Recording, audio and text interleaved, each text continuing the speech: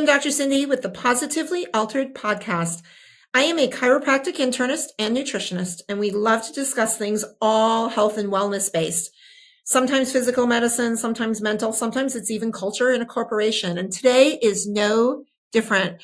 So if you want to learn about superpowers and how to tap into your greatness, don't wish that you become great. Just be great. This is going to be an episode you don't want to miss. So sit tight, grab some hydration. We're going to listen to a couple sponsors, and we are going to be back with today's guest.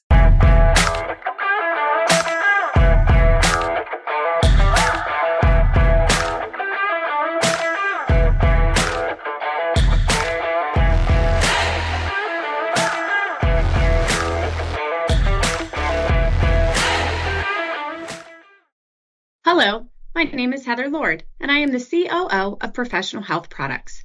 Cutting corners is an all too common practice in the dietary supplement industry. When my father founded Professional Health Products, he sourced the cleanest, most biologically active ingredients from around the globe. Today, that commitment remains, which is why the finest healthcare practitioners, like Dr. Cindy, have trusted us for more than 40 years. We oversee the entire process in our manufacturing facility, from sourcing and formulation to manufacturing and labeling. Today, we offer over 300 unique products that can be tailored to the nutritional and homeopathic needs of each individual. Most recently, we launched a proprietary genetic test, allowing our practitioners to get even more dialed in to their patients' health. To learn more about Professional Health Products, please talk to your practitioner or visit our website at phpltd.com. Today, your life is going to be altered. I'm Dr. Cindy. Welcome to Infinity. We have worked hard to create an electronic claims website that is simple and user-friendly. This is the public side. You can log into your personal web portal here. This is your dashboard. You can personalize it to your liking here. Our main focus has been to allow you to submit and edit claims as easy as possible. You will find our claims editor and claims processing is simple to use and straightforward. Our quick action bar is where you can find your most important information. Most of these icons will take you directly to the claims the number represents. You can easily view if you have any messages in your inbox of any unread alerts by looking for these blue numbers. To view the rest of our training videos to get the most of your Infinity experience, click this icon. We hope you find this web portal simple and easy to use. Thanks for letting us serve you.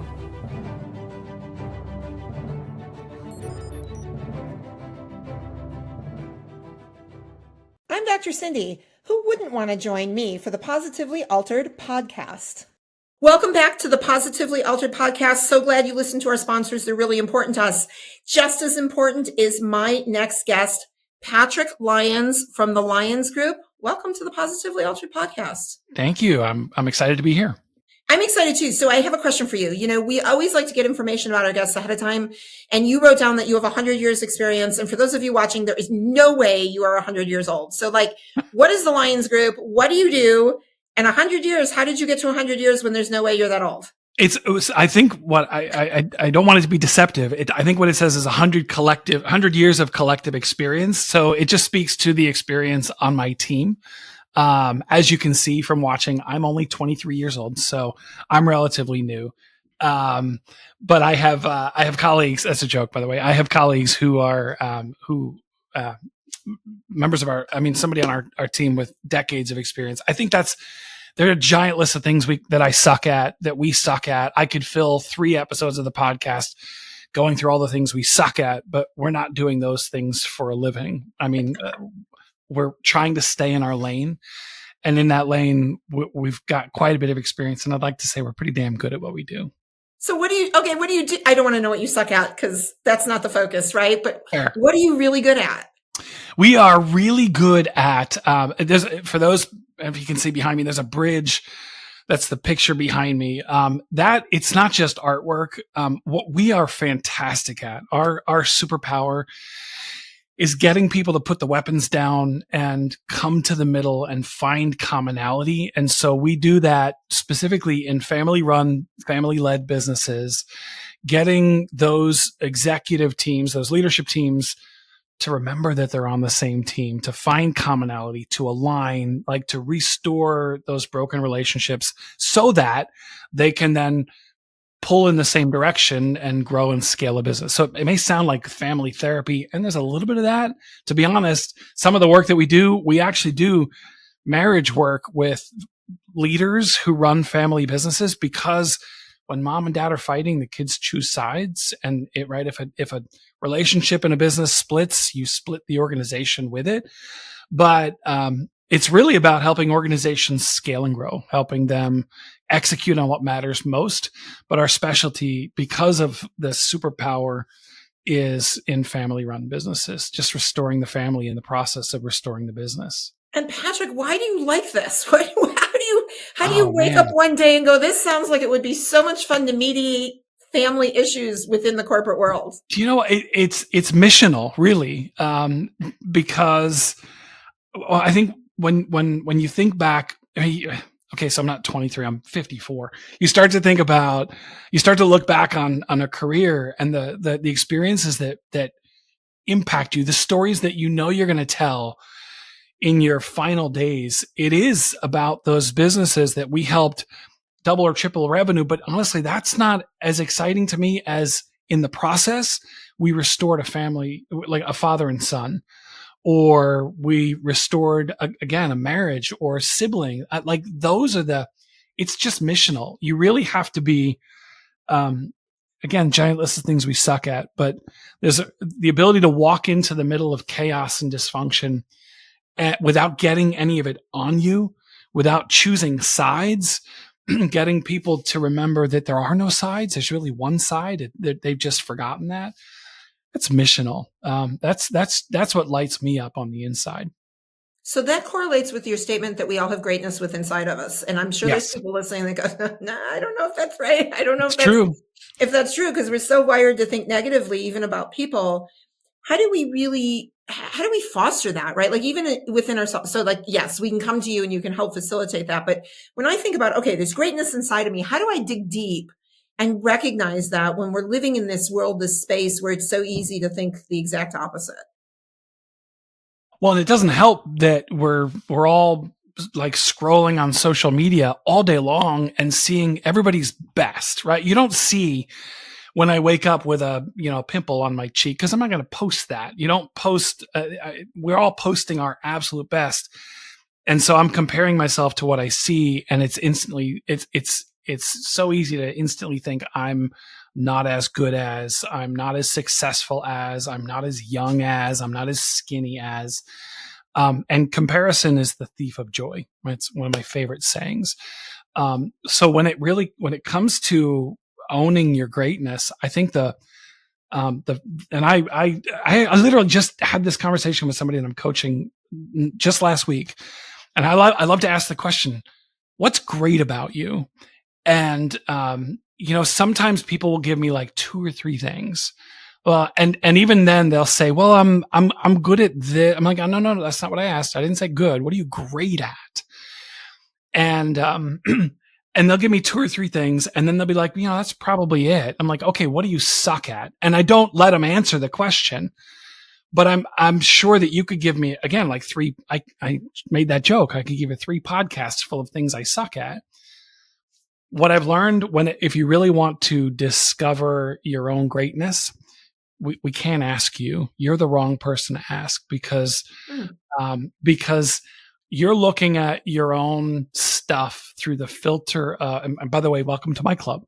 I look at me through the lens of my baggage, my mistakes, my regrets, my shames, my embarrassments, through the messages that people gave me as a child. Oh, you talk so much, right? So, but instead of seeing that as a strength, like, you know what, I'm able to fill the space. I'm able to draw people in. I'm passionate. I'm like, we wear these lies and labels that people gave us as kids. And so I'm looking at me and all I see is all that failure.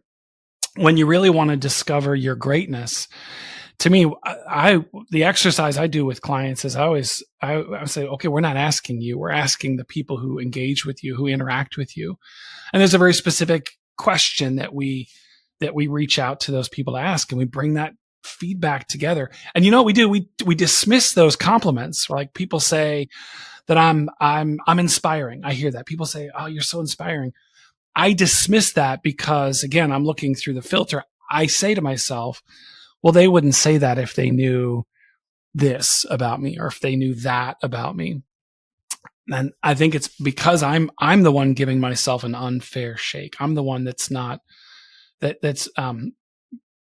dismissing all that positivity because of the negativity that only I see. I've just learned that I think everybody else's perspective of me is a much more accurate depiction than my own when I look in the mirror. Why do you think it's so hard for us as humans to own the great? You know, to say I'm excellent at this and I'm outstanding at that, and I am, right? I love the I am statements in a positive, but usually I am dumb, I am bad at technology, I am right. Like the I am statements usually go toward the negative because we don't want to brag, I guess, maybe, right? Like, I mean, maybe that's inappropriate, but what's so wrong, and why do we have trouble saying these amazing things about ourselves? Because there's nothing wrong with being amazing. That is a great question. And I do think it's two primary areas. One you just touched on, and that is it feels arrogant. So some of it I think is whether it's cultural or societal to say I can sit here to say I'm great at inspiring people. I am great at creating safety in a conversation so that people know they can just be without fear of judgment. I'm great at making people laugh. Like I've done my own work to be able to embrace that. But that may sound arrogant. To me, there's no arrogance for two reasons. One, because as some of this is a faith thing for me. Like I feel like how many books did I read on how to make people laugh? How many books did I read on how to inspire people? Or how many books did I read on creating safety? The answer is none. Now, you can certainly sharpen the tool, but to me, that speaks to the fact that those tools were put there by somebody else. I just see myself as a steward. Now, even if you don't have a faith connection, you can still say there are things that you are just great at that you like, it just comes naturally to you. So maybe it's a universe thing or a science thing, but these things are encoded into your DNA. So it's not arrogant when I recognize I didn't put the tool there. I'm merely a steward. The other reason to me, it's where confidence becomes arrogance is when I start to say, I'm better at inspiring people than you are, or I'm greater at making people laugh than you are, or I'm way better at creating safe spaces than you are. The fact is, I can be great at that, and you can be great at that. And again, go back to comparisons, the thief of joy. In fact, it takes, honestly, if you look at the state of the world, man, we need inspiring people. We need people who can bring laughter. We need people who are great in areas that I suck. And so it's about creating space for everybody to just own their greatness without fear of arrogance. And if somebody thinks there's something arrogant just in owning who I am, to me, there are 7 billion people on the planet. I'm not going to make all of them happy. I'm just not. That's the external, like the fear of, to your point, not being arrogant or cocky. But then the other thing that works against us to owning our greatness are all the self-talk. You said that I'm not as young as I used to be. My best days are behind me. I'm whatever. It goes back to, I'm not as inspiring as Dr. Cindy. Or I'm not as man, you're just like, you're so, I wish I could be as authentic as you are, which right away now I'm afraid to try to be authentic because it's not going to look like how you do it, but it's not supposed to. You don't have to be anybody else. In fact, you can't. Good luck with that. Right. You have to be the absolute best version of yourself, whatever that looks like. And you can be great at something and I can be great at the same thing and we could be great together. You said something very interesting to me, Patrick. There's a phrase besides I am, and I love the I am if we use it properly, but there's an I statement that you made that I catch myself doing once in a while that I actually despise. And that's a pretty strong word. And that's I wish. And I talk about that a lot, where we say we wish something instead of just doing that something, right? So like if I want to be inspiring, instead of wishing I could be inspiring, just be inspiring, be funny. And maybe you're not, not all of us have that gift of comedy. But to your point, if I am not a funny human being, to wish it isn't going to make it happen anyway. And I find that those words are very dangerous for people, because we're then reaching for something that feels unobtainable. Mm.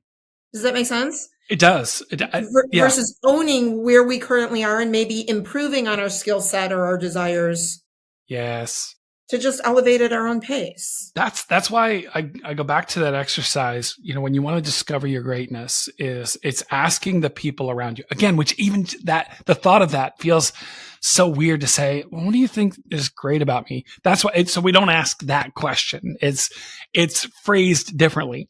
But to your point, I may have things that, again, it's looking at you and seeing the tools in your toolbox. I often call that like your greatness, just to imagine it as every one of us carries this toolbox around with us everywhere we go. You bring this toolbox into every relationship that you're in. You bring it to work with you. You bring it into parenting. You bring it into all of your hobbies, and to own your greatness, which to me, that's actually the second step. You can't own your greatness until first you acknowledge and recognize that there's greatness in there, right? That you're not carrying around an empty toolbox. There's some great tools in that toolbox.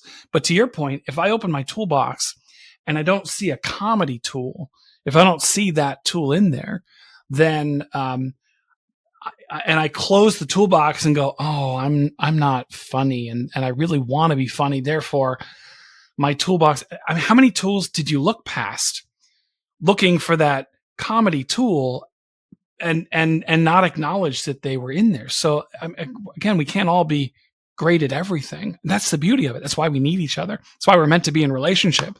That collectively, hopefully, we have more tools. We can be part of something bigger than we can do ourselves. But I often say, right, to own your greatness, or even to live a life of purpose, means you don't have to be anything that you're not. You don't have to use any tool that's not in your toolbox. You just damn well better not leave anything in there. Like, whatever's in there, use it, wield it with humble confidence, not arrogance, because I didn't put the tool there, but that humble confidence. This is who I am. This is why I'm here. This is what I'm supposed to do. And if I just show up and impact the people around me with the tools in my toolbox, it may feel like I'm not doing anything extraordinary. I'm just being ordinary me. But when I show up and I'm ordinary me to the fullest, like using every one of those tools, it has an extraordinary impact on the people around me. I know that because the same thing happens when you show up and you do you. It's awesome to the rest of us. That's why people are tuning in, because you just doing this ordinary thing, you're like, I'm just getting on and talking and having interesting conversations. People are listening because it's having an extraordinary impact on them. So just stay there. Don't try to be something that you're not, but don't leave anything in the toolbox. I love that. So I want to share with you something that I think is great about you. Can we do that? Are you okay? Please. I want to tell you something. Yep. So this is what I think is great. You shared with my team when we were looking at doing this podcast together that you felt that your wife would be an outstanding guest based on her skill set and her personality and all of these accolades. And what we read was more important than you just giving me a skill set from your wife, but you actually lifted her up in a way that created this excitement about another human being for us that we have never met, never talked to. And I think that makes you pretty extraordinary, because I find that in the world, we're really quick to take other people down, especially in corporate organizational settings, right? And one of my greatest gifts that I learned, and I'm going to give credit actually to my friend, Dr. Jay Greenstein, who is brilliant at introducing and connecting people with absolutely no need for anything in return other than that connection. And I've practiced that for years, and it's been so emotionally rewarding for me, with, again, zero intent on return. And it comes back tenfold anyway, as we all know. But experiencing that through you, who I've just, for everybody to know, I've just met you, right? I mean, this is a new relationship. I've never met your wife. What can we teach people to do that better, not only in their personal relationships like you clearly do with your wife, but in organizations and friendship settings? Because I think we fail at that a lot as human beings, and we step on people to go up instead of lifting people up, and then we can go for the rise with them. We're just not good at that as a population. Yeah. Thank you. First of all, being great about that, by the way. Thank you. I will receive that. I receive that. Thank you. Here's the truth. I'll give you two quick points. First, it's easy to lift up my wife because she is amazing. I mean, honestly, she inspires me. She's overcome cancer. She's written books. I can't get a book out of my head. So she's just, she is amazing. That said, I actually do that. If I'm being honest, I do that for myself. So there's a selfish component to that. And I say this, I think it does, it answers the question. There's a period in my life in particular where a lot of us have dark periods in our life, right? I've got this period of my life, few decades ago where my life was just spiraling out of control. Like, it was a good 10 to 12 years, really spiraling out of control. And coming through that, I remember literally one day looking in the mirror and thinking, I don't even know who you are. Like, I didn't like who I saw. I didn't like what I'd done. And it was one of those, like, okay, who are you? It was kind of answering that question that a lot of us are, like, spend our whole lives. Okay, who am I? What's my purpose? And what I learned through a lot of self-work, a lot of mirror work, as we call it, right? You got to do the mirror work. What I learned through that process was,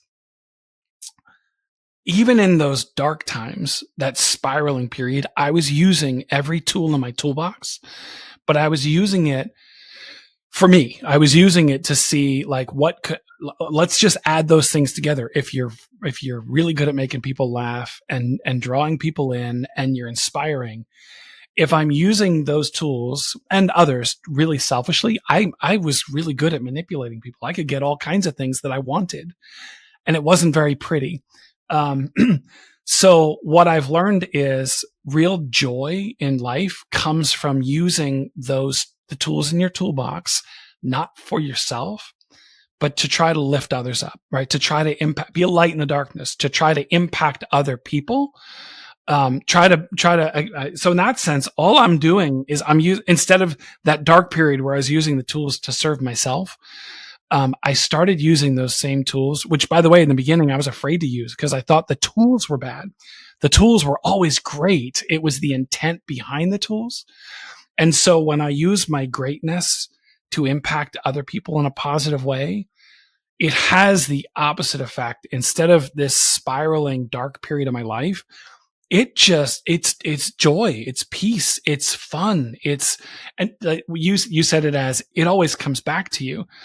Even if it doesn't come back to me in something tangible, mm-hmm. It comes back to you in something intangible, which I call purpose.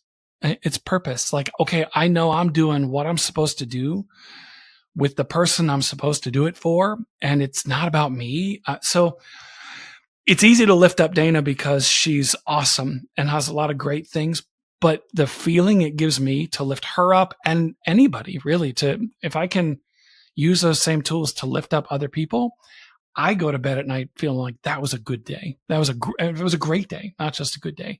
So that's the encouragement. If you're for the person who's listening, who's just kind of like spiraling or spinning or wanting more, wondering what is your purpose?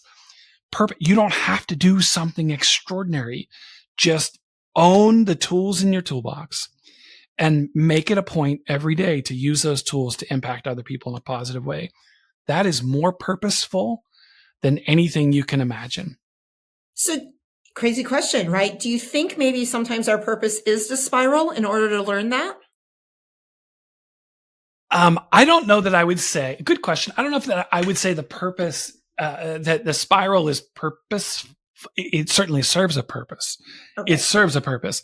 I would say that I had many chances during the spiral to do something different, but I'm stubborn. You could say that I'm great at being stubborn. So, some of us learn the hard way. Some of us have to burn ourselves on the stove multiple times before we get the point. And that's me. So I do, to your point, I think there's always, even in those dark seasons, the question to ask is, okay, what is this season trying to teach me? Mm-hmm. What can I learn from this? And I think for me, it was, I needed to learn, I got to make different choices because you ultimately reap what you sow.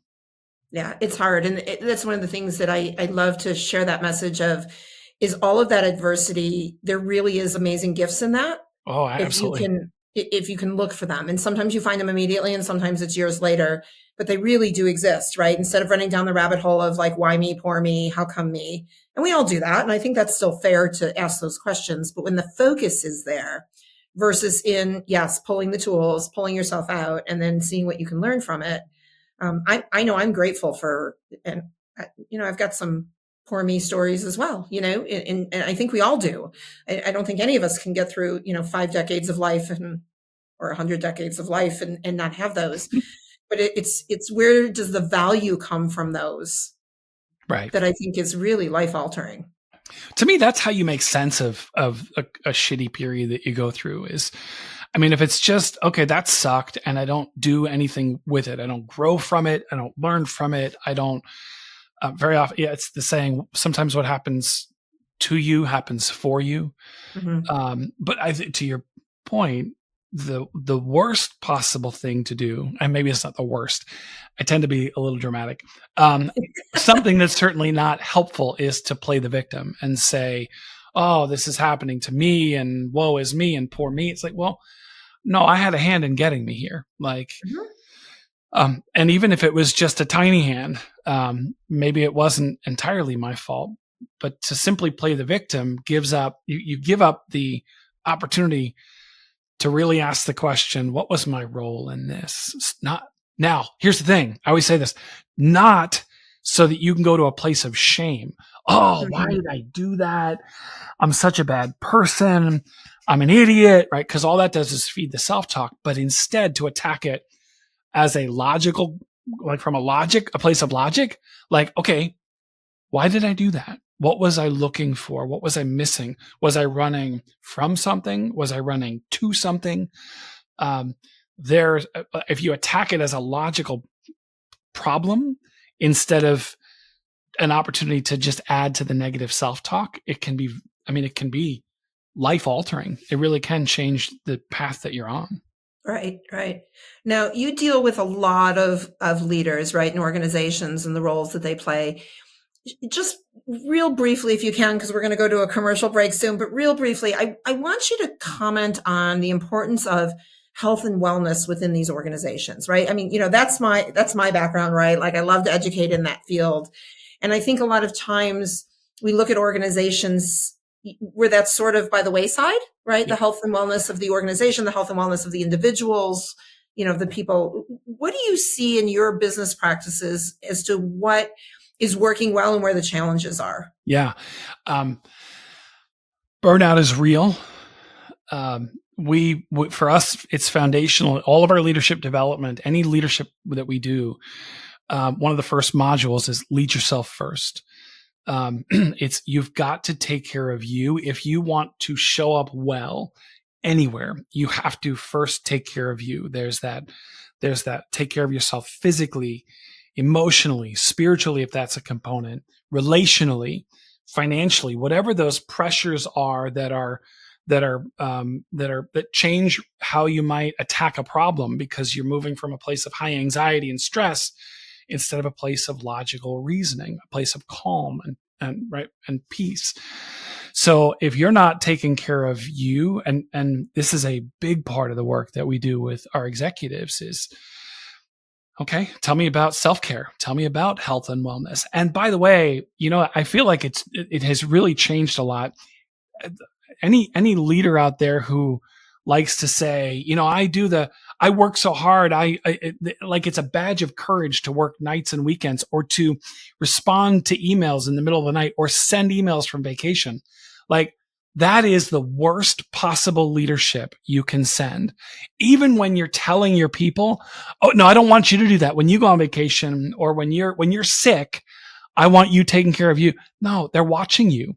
They hear your words, but your words don't align with your actions. And I promise you, when they're sick, they're responding because they're like, well, even if it's not, I feel like you're making me, it might be, I don't want to let you down because I know you do it. And so no one has a chance to recharge. No one has a chance. If that's how you're leading, you're creating an organization that does that, and you're going to experience more burnout. You're going to experience more turnover. You're going to see more mistakes. You're going to see people less communicative and willing to work with each other. Everybody moving from a place of anxiety and stress. Health and wellness it really is foundational for great leadership. I love that. All right, Patrick, we're going to take a quick break, and nobody's checking an email. Nobody's returning a phone call. We're going to hydrate. We're going to take a couple deep breaths. We're going to come back and we're going to listen to Patrick Lyons answer a couple what I call rapid fire questions, which over time we've learned are not rapid at all because I always have something to say. But are you up for that, Patrick? I don't know. I guess I'll find out. Well, we're going to throw it at you. If you choose not to answer, that is your privilege. So everybody hang tight. We're going to listen to a couple sponsors. We will be right back with Patrick Lyons. This is your weekly dose of Dr. Cindy, the Positively Altered podcast.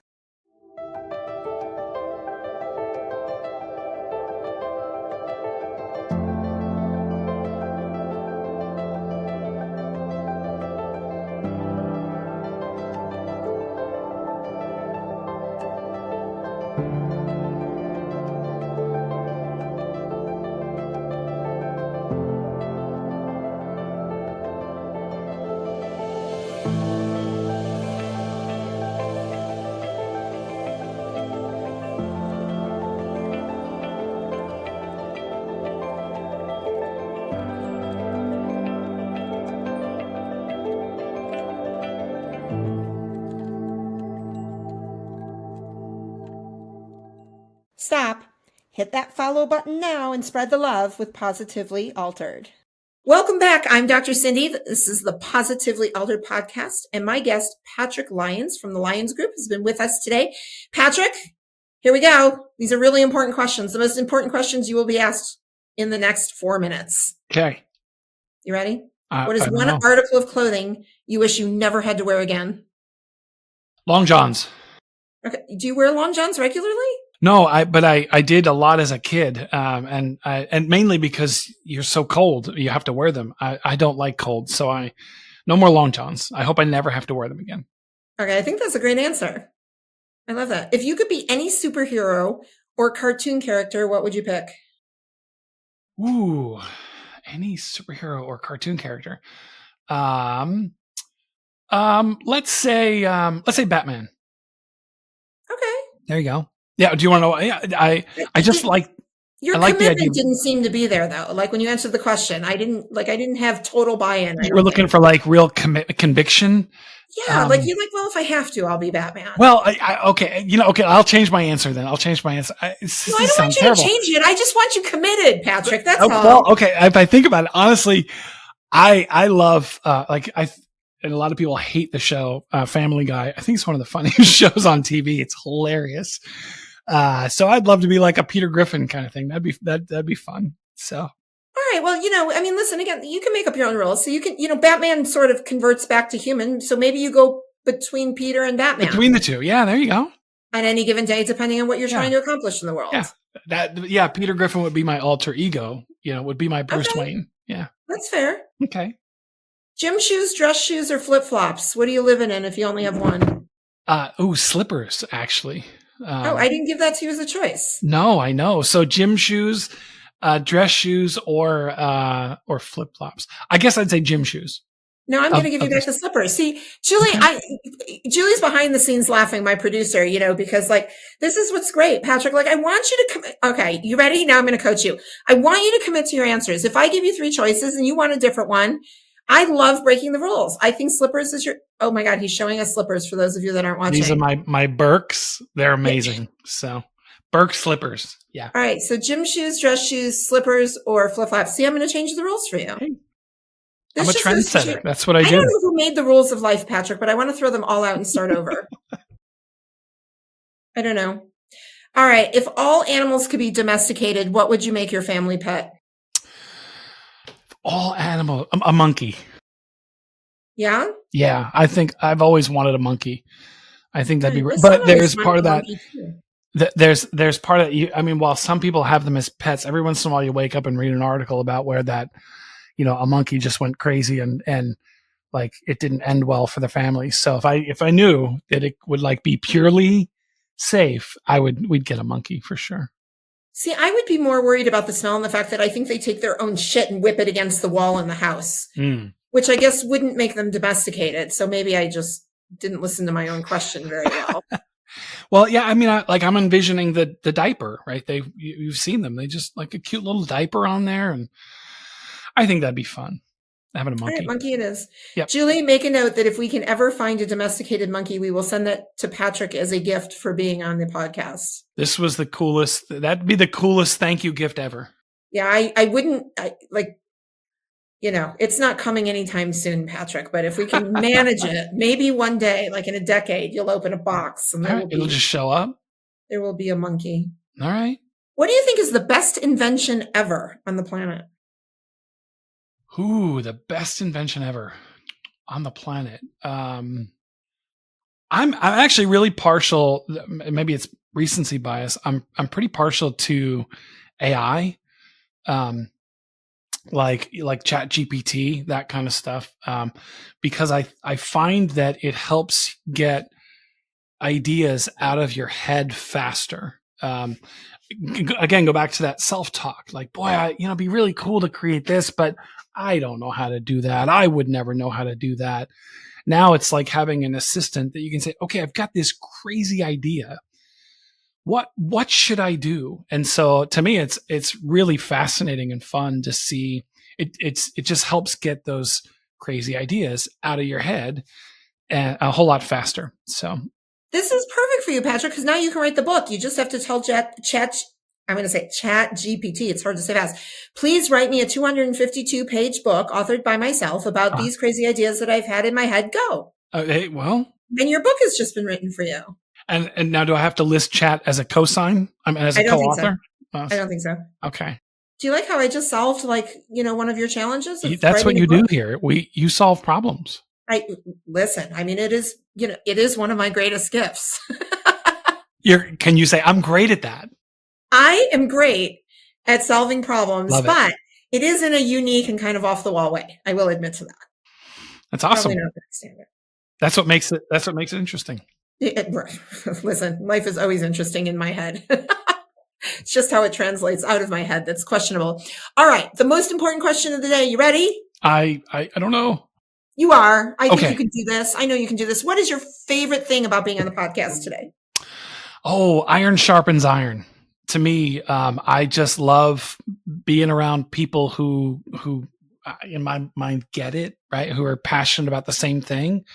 And then you just get this spiraling of energy and ideas. Again, like a space, to go back to what we're talking about, where people can be great together without needing to compete and without walking away feeling like, oh, I was better than she was here or not as good at, which is great. Just to get together and be great with other people. That's fun. When you do that, magic happens. So Patrick, in order to create more magic, how do people find you, follow you, work with you? How do they get a hold of you? Yes. So you can find us, if you're, if family-led, family-run business needs help. We are at the lionsgroupconsulting.com. But I always say, please connect with me on LinkedIn.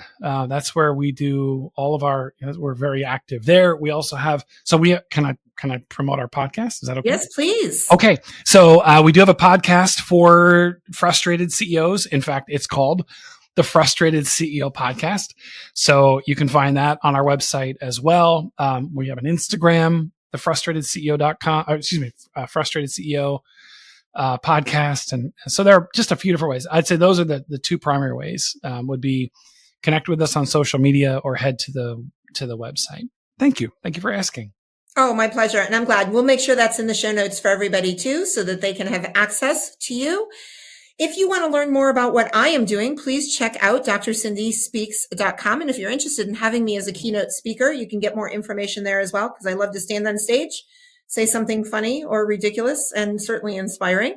You can check out the book, Positively Altered, Finding Happiness at the Bottom of a Chemo Bag on Amazon or wherever your favorite books are sold. And if you just want to tell us something, reach out by email, hello@drscindyspeaks.com. Patrick, it has been an absolute joy. My favorite thing was we got to spiral. Ooh, I almost blew that. We got to spiral into greatness together. And that was really fun for me as well. So thank you so much for being so uplifting and inspiring. This was absolutely great. I know I have learned a lot, and I hope that everybody out there today listening or watching has been positively altered.